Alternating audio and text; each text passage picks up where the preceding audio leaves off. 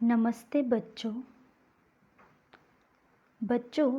आज हम 5वीं कक्षा का व्याकरण यानी कि ग्रामर पढ़ेंगे। आज का हम लोग का टॉपिक कौन सा है? ग्रामर का विराम चिन्ह। विराम चिन्ह यह हम लोग व्याकरण में पढ़ेंगे। तुम लोग को पता है विराम चिन्ह को क्या कहते हैं? अंग्रेजी में पंक्चुएशन। अब हम देखते हैं कि हम लोग हिंदी में कौन कौन से विराम चिन्ह पढ़ेंगे, देखेंगे। देखो, विराम चिन्ह हम लोग यह शब्द ऐसे भी लिख सकते हैं। ओके, अब हम देखते हैं विराम चिन्ह कौन कौन से हैं।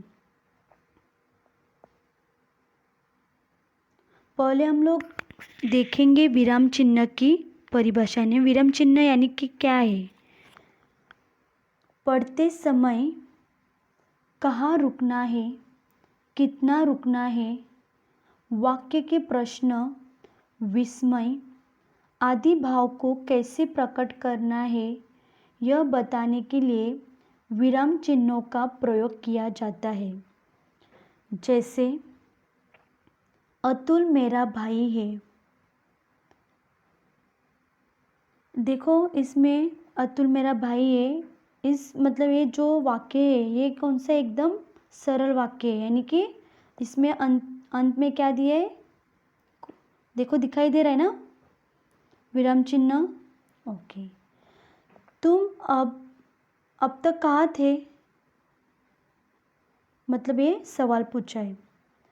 तीसरा, राम, सीता, रिया और राज अच्छे दोस्त थे। देखो, इन वाक्यों में आए हुए विशेष चिन्हों पर ध्यान दीजिए। दिखाई दे रहा है? 3 हम लोगों ने क्या लिए? वाक्य लिए। तीनों वाक्यों में तुम लोग को क्या दिखना है? चिन्ह देखना है। दिखाई दिया? तो पहले वाक्य के अंत में देखो एक लाइन मारिए। दिखाई दे रही है लाइन? मतलब लाइन नहीं, वो चिन्ह है। मतलब ये खड़ा, जो मतलब खड़ी पाई का चिन्ह आया है, बराबर। देन सेकेंड, दूसरे वाक्य में क्या है? अंत के दूसरे वाक्य के अंत में एक चिन्ह दिखाई दे रहा है, यानी कि वो कौन सा है? क्वेश्चन मार्क, यानी कि प्रश्न चिन्ह आया है, बराबर। और तीसरे वाक्य में देखो क्या क्या आया है? देखो, राम के बाजू में चिन्ह है, सीता के बाजू में भी है, मतलब, और अंतिम में भी है, मतलब ये क्या है? अल्प विराम का चिन्ह आया है। तो व्याकरण में इन चिन्हों को क्या कहते हैं? विराम चिन्ह कहते हैं। समझ में आया?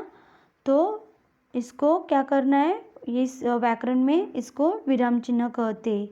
चलो, अब हम देखते हैं विराम चिन्ह की जानकारी लेते हैं हम लोग। अभी देखेंगे कौन कौन से हिंदी में विराम चिन्ह है और आज हम वो पढ़ेंगे।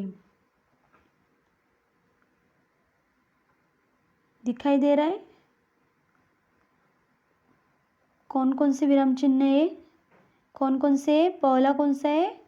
पूर्ण विराम, और उसके बाजू में उसका चिन्ह भी दिया है। दिखाई दे रहा है ना? जैसे हम लोग पूर्ण विराम यानी कि फुल स्टॉप, अंतिम में वाक्य खत्म होने के बाद जो हम लोग अंतिम में लगाते हैं वो है पूर्ण चिन्ह, यानी कि पूर्ण विराम यानी कि फुल स्टॉप। लेकिन हिंदी में फुल स्टॉप यानी कि पूर्ण विराम हम लोग कैसे देते हैं? तो खड़ी पाई। दूसरा है अल्प विराम, दिखाई दे रहा है उसका छोटा सा, यानी कि कॉमा। ओके। तीसरा है प्रश्नवाचक चिन्ह, यानी कि क्वेश्चन मार्क। ओके। चौथा है उद्गार चिन्ह।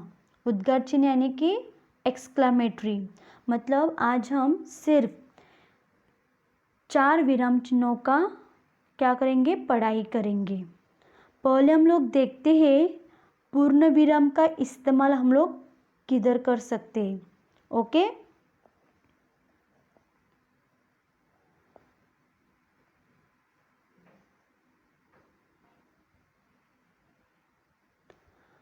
पूर्ण विराम दिखाई दे रहा है उसका चिन्ह भी। पूर्ण विराम का इस्तेमाल कब करते हम लोग? पढ़ते समय जिस स्थान पर वाक्य समाप्त होता है, समाप्त यानी कि खत्म, अंत होता है, वहाँ पूर्ण विराम का प्रयोग किया जाता है। मतलब अगर हम लोग का जैसे कि हम साथ साथ खेलेंगे, खेलेंगे के बाद क्या दिया है? पूर्ण विराम का चिन्ह दिया है। मतलब पूर्ण विराम कब इस्तेमाल करते हैं हम लोग? वाक्य खत्म होने के बाद। दूसरा है प्रिया मेरी सहेली है। देखो अंतिम में है ना पूर्ण विराम, गुड। हम मेले में जाएंगे, मतलब सिंपल वाक्य है, तो ये क्या है? जाएंगे। देखो जाएंगे के बाद कौन सा चिन्ह दिया है? पूर्ण विराम। अब हम देखेंगे कुछ उसके उदाहरण। ओके, मोहन पुस्तक पढ़ रहा है। मतलब ये वाक्य एकदम सरल है, जिसमें एकदम क्या पूछा है? एकदम सरल वाक्य पूछा है, सिंपल वाक्य है। दूसरा है वह फूल तोड़ता है। तीसरा बाग में मोर नाचते हैं। बंदर भूखा था। वे 10 दिन नहीं आए। मतलब इस पांचों वाक्यों में क्या किसका इस्तेमाल किया है? अंतिम में, वाक्य के अंतिम में पूर्ण विराम का इस्तेमाल किया है। समझ में आया? शाबाश बच्चों। अब हम अगला देखते हैं, दूसरा कौन सा है? कौन सा है? दूसरा है, दूसरा विराम चिन्ह कौन सा है? अल्प विराम। देखो अल्प विराम के बाजू में उसका कोष्टक में उसका चिन्ह भी दिया है। अब हम अल्प विराम का इस्तेमाल कब कर सकते हो अब हम देखते हैं।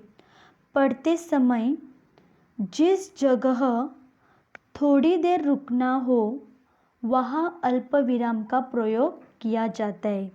मतलब हम लोग को क्या करते हैं? हम लोग कभी कभी ज़्यादा नहीं रुकना है, लेकिन क्या करना है? थोड़ी देर के लिए हम लोग को रुकना होता है, तभी हम लोग किसका इस्तेमाल करते हैं? अल्प विराम चिन्ह का इस्तेमाल करते हैं। जैसे कि आओ अब घर चलते हैं। देखो आओ के बाजू में क्या दिया है? अल्प विराम का चिन्ह लगाया है, दिखाई दे रहा है ना? क्यों नहीं, जरूर आऊँगी। मतलब थोड़ी देर हम लोग रुकते तो उसके बाद क्या करते? विराम चिन्ह अल्प विराम चिन्ह का इस्तेमाल करते। गुलाब, कमल, चमेली और बेला ये फूलों के नाम है। देखो गुलाब के बाजू में अल्प विराम किया है, फिर कमल के बाजू में, दिखाई दे रहा है ना? और अंतिम में वाक्य समाप्त होने के बाद किसका इस्तेमाल किया है? पूर्ण विराम का। अब हम देखते हैं अल्प विराम के कुछ उदाहरण।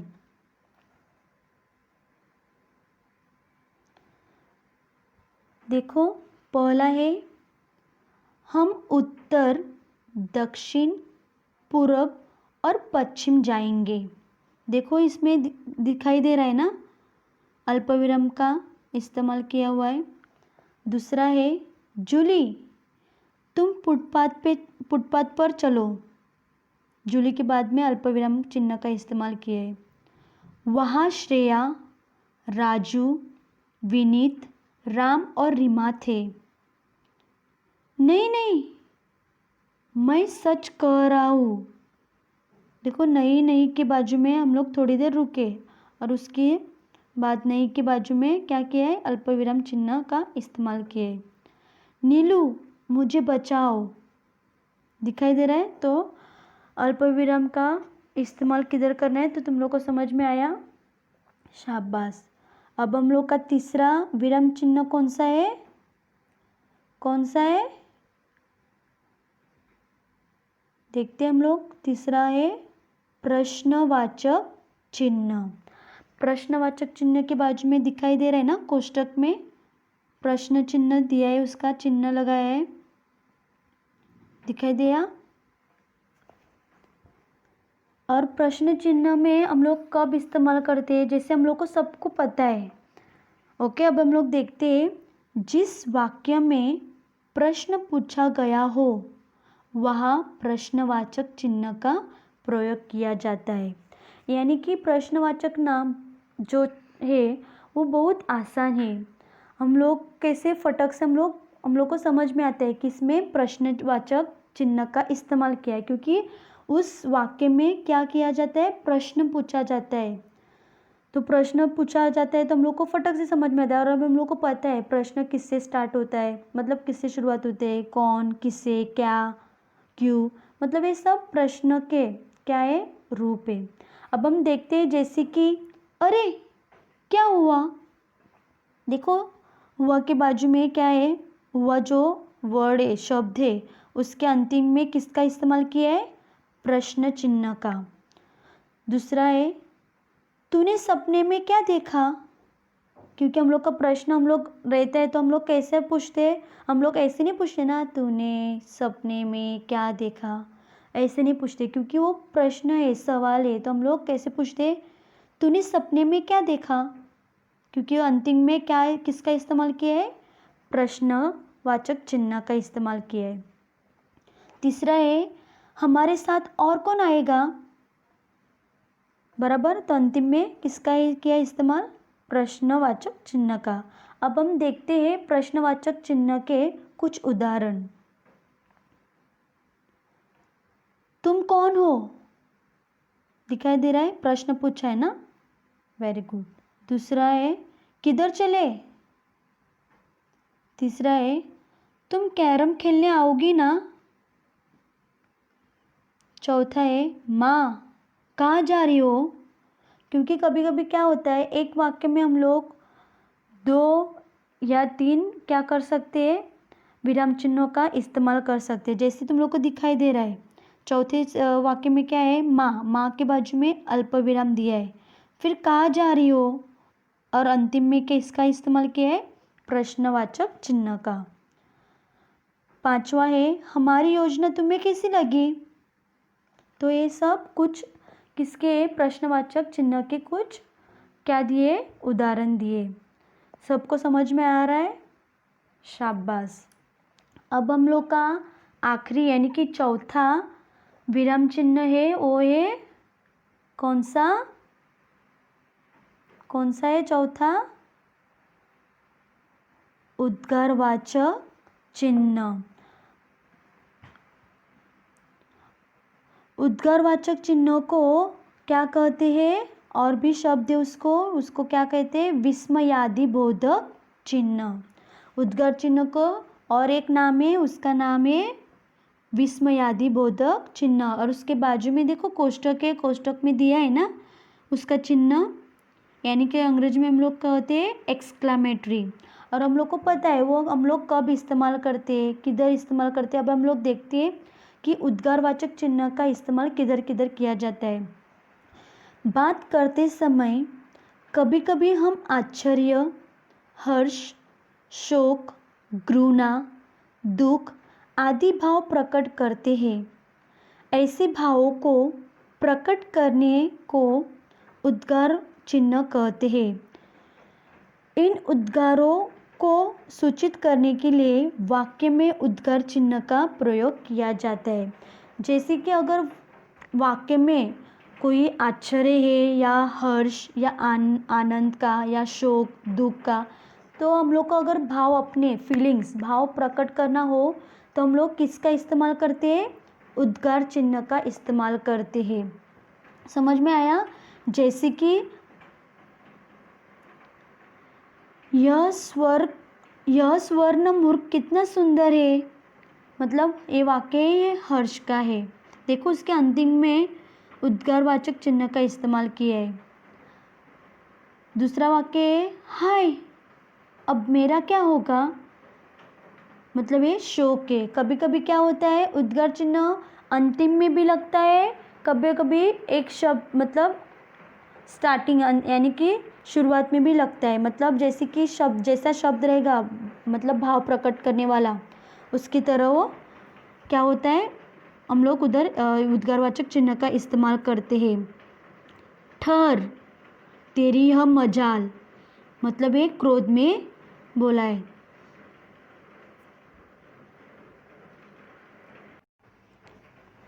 चौथा है, हे भगवान आज किसका मुंह देखा था।